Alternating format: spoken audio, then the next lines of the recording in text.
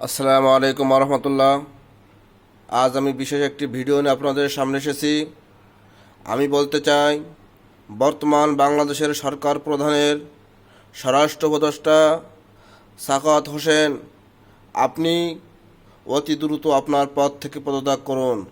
যদি আপনি আপনার পদ থেকে পদত্যাগ না করেন, তাহলে বাংলার জনগণ আপনার বিরুদ্ধে মাঠে নামবে। আপনি কিভাবে পারেন জানি না, আপনি আপনি বাংলাদেশের বিরুদ্ধে কোনো কথা বলতে পারেন না। যারা বাংলাদেশের দুশ্মন, তাদের বিরুদ্ধে, তাদের পক্ষে আপনি কখনো কথা বলতে পারেন না। আমি বলতে চাই যে ছাত্র জনতা আপনাকে স্বরাষ্ট্র উপদেষ্টার চেহারে বসিয়েছে, যদি আপনি অতি দ্রুত আপনার পদ থেকে পদত্যাগ না করেন, তাহলে বাংলার জনগণ আপনার বিরুদ্ধে লড়াই করবে।